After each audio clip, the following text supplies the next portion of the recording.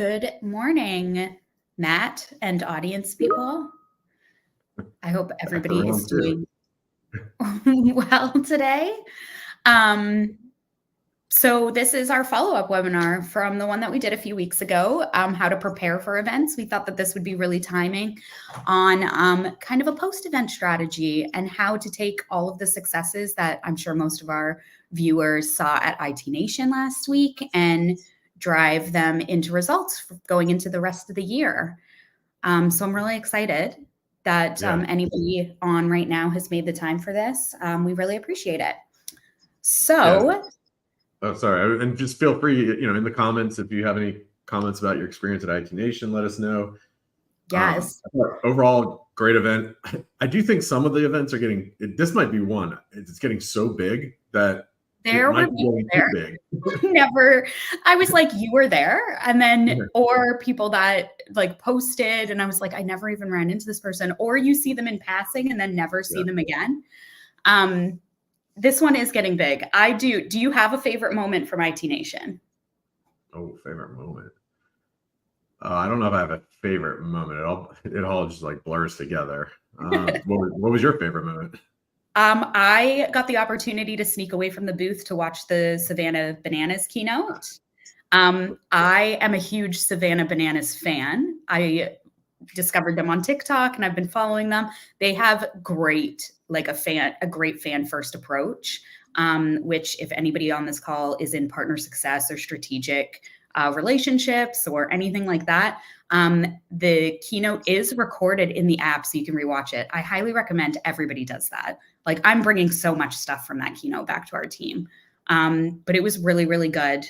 Anybody in the audience, if you have a favorite moment, pop it into the chat because like I said, I didn't get the chance to talk to all of my favorite people there. So let us know how you felt about the event. Yeah, it was a wild one. I love all the post-event recaps though that we're seeing on LinkedIn and stuff right now, and truly how this community does leverage the connections that they make. And that's something I think we'll talk about later about, some of the post-event recap is actually, it could be part of a strategy for post-event. So why don't we have it in there? Yeah. All right, so let's dive right in. Obviously, I'm Caitlin, VP of Community and Engagement, if you don't already know. Here at Channel Program, Matt is our co-founder and our Chief Business Development Officer. We, between the two of us, I think have attended every single event in the industry worldwide. So we figured we would try and pass some of this knowledge on to some other vendors, see if there's any tips or tricks that we can help you guys out with. Obviously, events are extremely important in our industry. That face-to-face time we learned during pandemic is just unmatched. So how can you set the stage for post-event strategies and get the most out of these expensive investments? I think one of the most important things that people don't do coming back from events is celebrating the small wins that you get. I think personally, IT Nation is one of the events you work the hardest at. Every year I go, whether we're sponsoring or we're just as attendees, I end that event and I'm just like, thank God it's over. You spend months and months planning, and then it flies by in a blink of an eye, and then it's over for another 365 days. Yeah, you thought 13-hour booth time was hard? You're right. So make sure you celebrate the wins with your team. I think that that's super, super important. I know that we talked a lot about setting goals for the event during our first webinar, and I think being able to celebrate those, whether you met them or got close to target, is really, really important. So I kind of want to preface that going into things. I think it's hard to miss that in the shuffle. But I think really something that most people should do as soon as they get back is assessing your goals and your objectives going into the event and collecting and analyzing the data that you did get there. So I know a lot of people that I spoke to, because I did talk to so many vendors going into this event, kind of about what their metrics were. On-site demos were so popular this year. In previous years, we talked a lot about scans and how getting 300 scans or 400 scans is how you would measure success. And now so many vendors are shifting to that on-site demo model. So being able to have those conversations with your team, I think, is really important. How did you do? We had a goal, Matt. I think we set a goal for ourselves of like, what, 300 scans? Yeah, I think we wanted 300 registrations / scans. So we didn't quite get to our goal, but we did get quite, I think we got a good number. And, sometimes, we're unique. And sometimes you have to adjust accordingly. Like, we kind of threw a number out without really knowing. We honestly didn't exactly know what our setup was going to be and things like that. We didn't have a traditional booth. So, while we didn't hit the number, I think we're really happy with the number we got. It was a massive increase over what we got at another large event. So, at some of it you take with a grain of salt if you don't hit certain goals. I think it's a little different for the vendors who are on here who have a little bit more specific, and they're at 5 times as many events as us. And so they're able, I think, to set more realistic goals because they should have a sense of how many demos they can get at different events. But it is obviously very important, to review those and why didn't you hit your goals? Even I was talking to some of the Pitch It contestants, and they had, you could argue they had one of the best spots, period, right? Because you had to walk by them in the hallway. Yes. And that is something that I think ConnectWise, I have to give them props for because there was so much feedback. I don't know if anybody on the call has attended the last few IT Nations since pandemic, but Startup Alley was very much in the back of the exhibit hall in previous years. And I think the Pitch It contestants voiced that they wanted a little bit more exposure. So the way they set it up this year was great. I also have to give a shout out to Bizity, who actually went to the store and bought their own like LED lights for their booth. And I was coming down the escalator and I was like, whose booth is that? My bot popped in. It was Ed Mana, but that was really creative. So I really liked that ConnectWise kind of allowed all of the vendors in that area to make their booth their own as well. I know MoveBot had like the vendor walking around the whole time and stuff. So I was really, really glad to see that. Yeah. I mean, and where I was kind of going was that, you have to adjust accordingly. Like things don't always go as you thought. So one of those vendors was telling me that a really slow first day, which I was kind of surprised because that was our best day, really was the first day. There were so many people there. But I think they made the mistake of thinking that MSPs would just come right to their booth spot. And the reality is, I mean, you got to hawk people. Like, I mean, you got to be like one of those like comedians on the corner in New York City. I mean, you really do. If you want to have conversations, like you have to say people's name. It's why I like harp on conferences when they don't have clear first names. Like you don't even like half the information on those cards is so unimportant. The biggest thing that's important is the first name being clear. So as a vendor that I can actually say, hey, Caitlin, just that, right? Like just something to connect you. Because otherwise, if they don't make eye contact, they walk by. So like, you got to be able to draw them in. One of the things you put in here, and I'm curious because actually I've never done it. So I'm actually really curious to hear about what you've done, and maybe somebody can chime in if they've done it. You do post-event or I guess you wrote down post-event surveys and feedback. Is that something you've done? I understand doing it for your own event. You've done it for somebody else's event. Like, how does that work? Yeah, so I didn't really tailor this conversation specifically to IT Nation because we are going into 2024. And I think now is a perfect time to kind of think of event strategies as a whole. I think that this is more dedicated towards like the channel company type of events where you do have that dedicated one-on-one time. I know a lot of our vendor partners and probably a lot of the vendors watching this right now do boardrooms. We know that that is a massive, massive investment. So for that event specifically, I did always do a post-event strategy a post-event survey. The amount of feedback I think is invaluable when you do get like those rooms, you let them know that it's coming. Again, it's never hurts to put it into the follow-up emails, especially if you're driving demos, because you are going to be talking to that person one-on-one.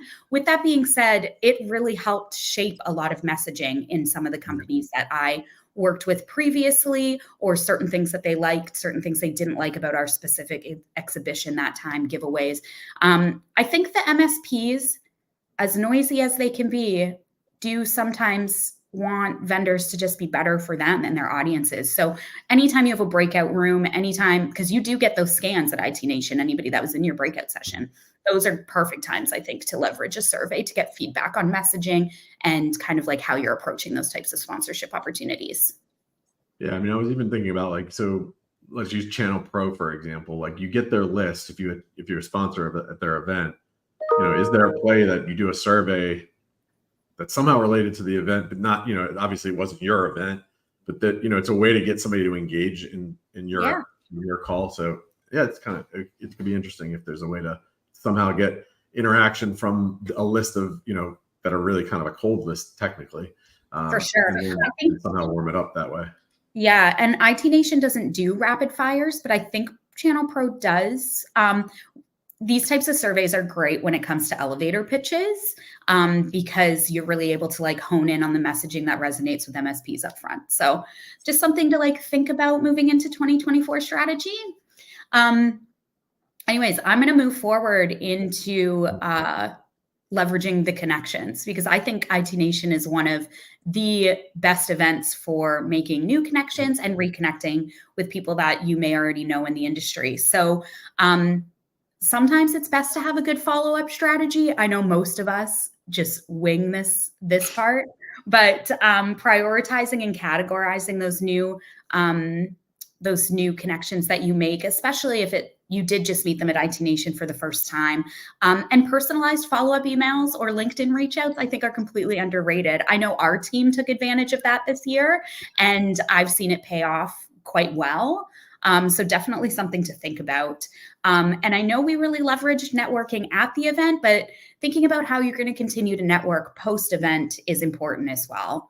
I saw so many people scanning each other's LinkedIn codes at IT Nation, which is not something I've really seen at a lot of other events. So leveraging that type of easy access to keep those connections going post-event, I think is even more important.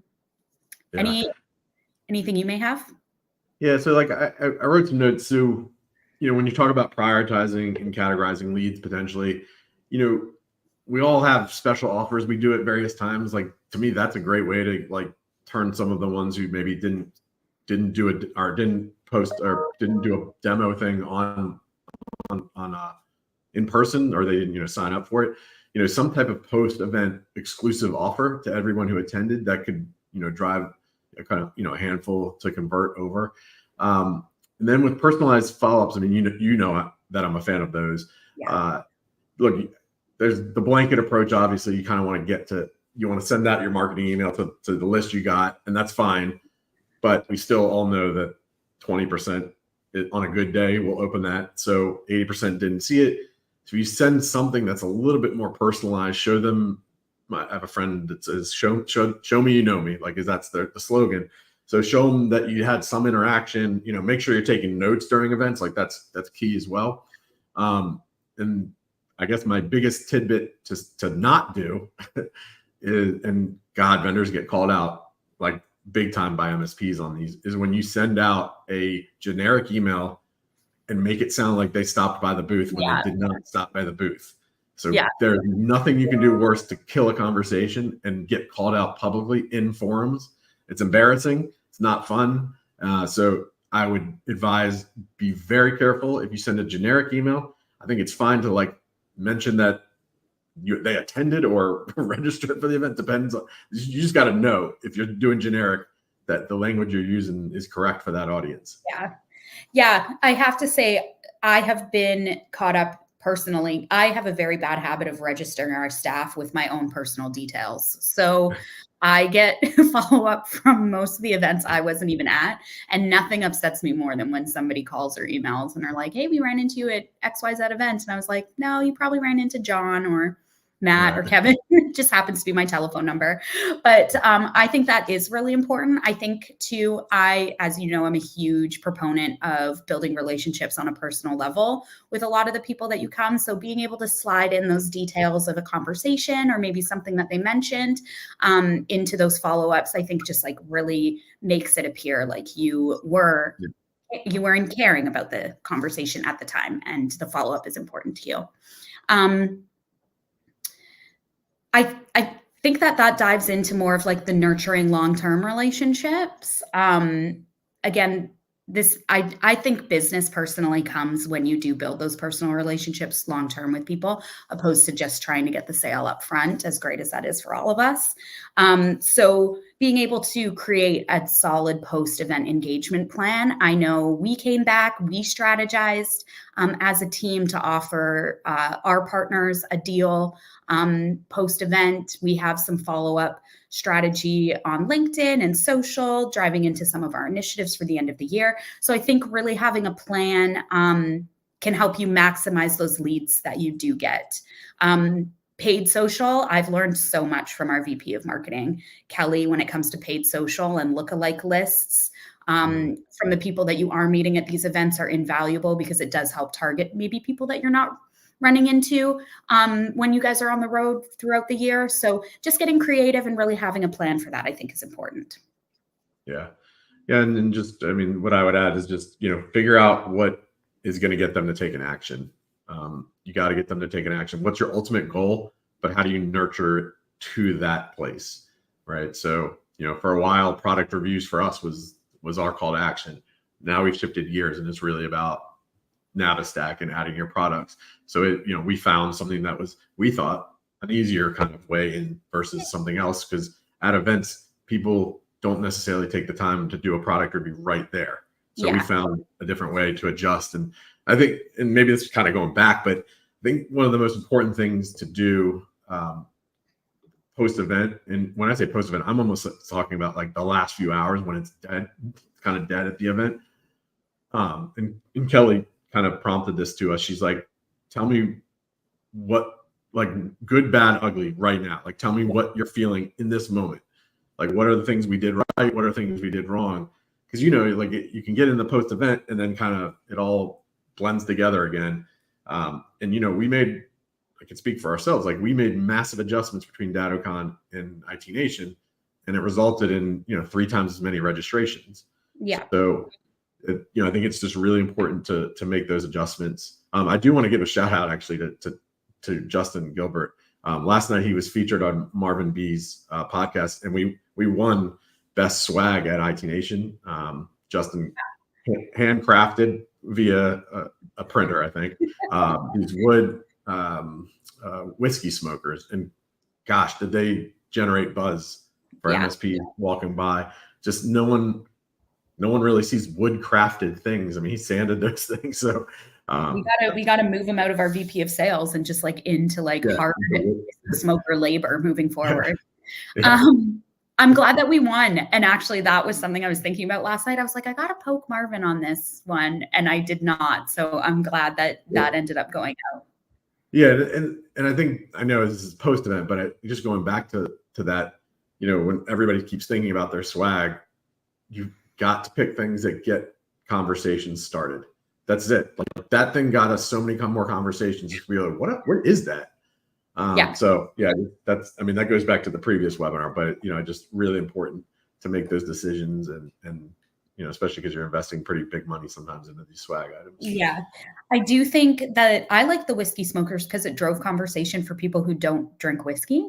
And they were still, once we explained our value prop and what it is that we were doing, they were still happy to participate without walking away with one of those. So it was a really great idea. I fear for when we continue that and how many whiskey smokers he's going to have to like pump out for 2024. But anyways, you jumped back to go forward. So before we move on to learning for future successes, I just want to talk a little bit about repurposing content, because I do know that a lot of vendors, there were so many breakout sessions, so many keynotes, so many like rapid fires in the networking auditorium, in the exhibit hall. Obviously, attendees cannot attend everything. So I think repurposing that content and making it available either through the app or in your own personal reach outs or on social media is so important. I know there was a bunch of sessions I wasn't able to make it to. So being able to watch those back on the plane through the ConnectWise app was amazing. So I think that that's a lot of things that we miss in post-event strategy, and definitely something I'm going to be conscious of moving forward, because I think it's important.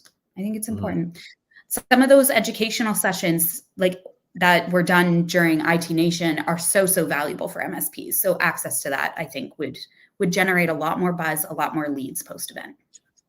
Yeah, and I think, and you talked a little bit about it earlier, you said you were enjoying people's recaps, right? And so, and I've done several myself, and it doesn't have to be that deep. Like it can be 5 things that you liked most about IT Nation or whatever name whatever event, and then ask the audience what did they like most, right? And so you get that engagement. There's so many people that attended this event, they'll chime in, and it's great for engagement.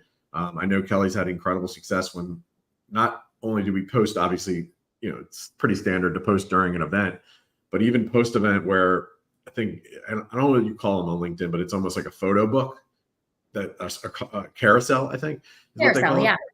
And that performs incredibly well. And I think LinkedIn actually almost gives bonus points for a carousel posts. So that's something also to keep in mind. We all know social posts still garner the most attention. So just make sure you're continuing to do that. Yeah. And I know like sometimes it's hard for us to be vulnerable and like a little bit sentimental on LinkedIn, but it is also proven that those types of posts do better than like your generic type of like sales kind of pitch. So I think those types of events are a great opportunity for people to like really kind of like open up their experiences, who they ran into, like blah, blah, blah. And garner more engagement than you would with like a traditional type of hard sell approach. So I think something also that I don't know if we do a really good job at it, but it is something that I would like to think about at 2024 is capturing testimonials at the events. The amount of people that come up to myself personally, and I know the rest of the team that just love what we're doing. I'm sure all of our vendor partners get the exact same attention from their partners and possibly prospects. But I think capturing who it is and any success stories, testimonials, feedback, I think is important really at the time of while it's happening in those organic ways versus trying to like chase that up after the fact. You made me just think of what I think it's a pretty good idea. So, oftentimes people will take selfies with customers at events and whatnot, especially if you have a relationship with the customer. Do a selfie testimonial. So, because asking somebody to do a testimonial, sometimes they're just not comfortable by themselves in front of the camera. Like, what do I say? Like, just instead put your arm around them and just be like, "We're doing a selfie testimonial. What do you love best about Connect Secure or whatever?" That. Right? And maybe that'll just bring it. One, it's going to look like super friendly, and I think it'll be kind of a fun video to play online. So there you go. Tip of the day. If there's any MSPs watching this, I love all the hugs I get from you when you tell me how much you love Channel Program, which always seems to happen late night in the bar for the most part, but I love it. It's always such a feel-good moment, but to kind of have that in the back of your mind on a way to capture that, I think is something that I would love to see more of from our vendor partners. Just to kind of like close off this section of things, I think all of the things that we've talked about have to integrate into your overall marketing strategy. So incorporating event content as you guys build out plans for 2024 and the rest of the year, I think is super important. And the way that you can maximize this for social, SEO, paid strategies, I think could truly benefit every single company, ourselves included. So it's definitely something that I'll be incorporating into partner marketing next year. But just keeping that in top of mind. So before we close this out, I think the last section naturally should be learning for success. I really loved how Kelly asked us our post-mortem questions at the event because it is so easy to get caught up in last parties or whatever you're doing after the event. And then those ideas fall out of your head. So being able to capture those in the moment is really, really important. I think that candid feedback is really how you're going to be successful for future events. Being able to adapt and evolve as events in general, adapt and evolve, I think is going to be really important for our vendors moving forward. And then that does document it as well. So everybody in the team can kind of work on that. Anything that you want to add, Matt? I mean, like, I don't think that we've gone to a single event this year that's been the same strategy. So feedback for us is really important. I think also reach out to non-competitive vendors and just say, hey, how did this event go for you? Like the ones that you've both attended. And some you'll hear like completely different stories. And when you hear, particularly when it's a good story, you're like, well, what did you guys do? Like, how did you guys get that many demo requests? There's nothing wrong with copycatting a little bit, right? We all learn from each other. That's nothing new. No one's really, it's pretty hard to come up with an original idea, right? Everything's a riff on something somebody else has done in our industry or another industry. So why not just ask people how they did, see what they did, and then adjust accordingly? Like do your own version of it. It doesn't have to be straight up copycat, but like if something was super effective and you're starting to see it, right? You're starting to see all these iPads we talked about. Everybody has the iPad now and is getting those direct demos at the moment because we've all learned from experience that having somebody say yeah, I'll do a demo and not booking it in that moment, who knows if that demo is ever happening. And, you still might get people who push the demo another time, but at least you're kind of rescheduling with them and they're in the system, they're ready to go. So, yeah, just say continue to learn from others. I do want, and I don't know if you had any concluding comments. I know we have some updates that I did want to mention just in case we do have some partners, because we had some pretty awesome updates that came out. I do, before we close out, if anybody had really good swag ideas, I would love if you popped it in the chat. I didn't get a chance to walk to every booth, so I didn't get a chance to see everything, but we all know how much I love swag, and I'm sure we're going to do a webinar on that in the new year. And then if anybody saw Black Point give away the Ducati, I would love to hear about that as well. They gave away like a full-blown motorbike in the middle of the conference. Did I lose Matt? I did lose Matt. I'm so back. I was frozen, so I had to. Oh, that's okay. So anybody that maybe saw that was a little bit crazy and wild. But yeah, just Frank did say plagiarism isn't always a bad thing. And Frank, you are right. I think that plagiarism isn't bad, but let's collaborate instead of copy. Let's try and collaborate is always better. Yeah, anybody has any questions, provide individual insights or tips based on their participation at IT Nation or other events this year, pop those in the chat while Matt is talking about some new and exciting things that have come from Channel Program. I know we're a little bit light on audience. I'm sure tons of people are still following up from IT Nation. Just a reminder that this link for this webinar, as well as the first one we did, will go out to everybody that registered for both events, as well as our entire partner base. So if you missed it, don't worry. But Matt, I'll hand it over to you if you want to talk about category ownership a little bit. Well, yeah, not just that. So we had two pretty big updates. The one that's probably going to be most important to our partners is related to category and subcategory alignment. And I'm going to be shooting a video. Susan from our team will be sending out an email, so you'll get like a Loom video where we actually walk you through it. But right now, you've been limited to one parent category and one subcategory. I mean, we have heard the feedback from the vendor community, and now you can actually put your company under two parent categories, because some people would fall under cybersecurity and, compliance maybe. And then for each parent category, 3 subcategories. Now, with what I would say is the old Spider-Man line, with great power comes great responsibility. We are giving you a lot more power to be on more categories, which makes you more searchable and findable. However, we don't want you to abuse the system.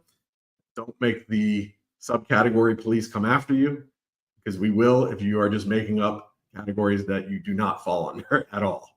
So just to be clear, you really should only put it under categories that you do fall, but you have a lot more flexibility now. And so I'd highly suggest you go in and update some of your products if you fall under multiple either parent categories or subcategories. Another piece on the industry calendar, which is great for everybody, is now it is searchable by companies. It's searchable by region, so like city, state. So now you can really see things that are happening in your neck of the woods, which is really cool. I think both from the vendor or MSP point of view. So we're continuing to evolve the industry calendar.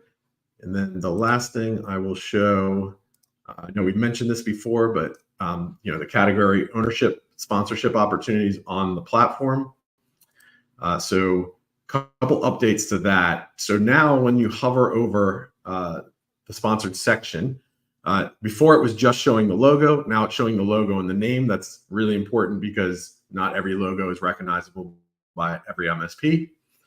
And then the other added value, when you click the plus button, so this would be an MSP who's interested in vulnerability assessment and management. So maybe they didn't hover over this part, but they click on the plus sign. That's where those symbols and logos, or excuse me, the logos and names will show up as well. Sorry, Frank, I had to put this one up there for you. I wouldn't be in sales if I didn't. So, but now this is available. This is kind of the new version of it, just a little bit more enhanced and a lot more clear which vendors are sponsoring that particular section. So just wanted to show that real quick, but again, really hone in on those product categories, both from sponsorship opportunity, but then also from, making sure that you're tagged in the right categories moving forward. And like I said, we'll send out a message. I'll do a much more in-depth Loom video walking you through it. Anything else, Caitlin? I know you're on mute. I did mute myself. No, I think that's everything. I know a lot of our vendor partners have heard from myself or Susan. We will be continuing to reach out in case this is an opportunity that you want to take advantage of. Yep.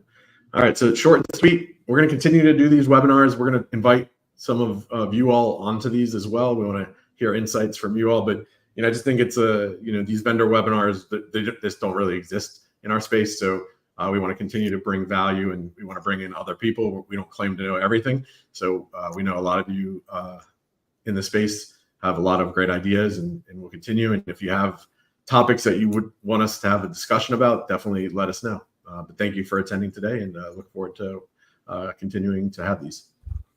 Yeah, thanks everybody. Bye. Bye.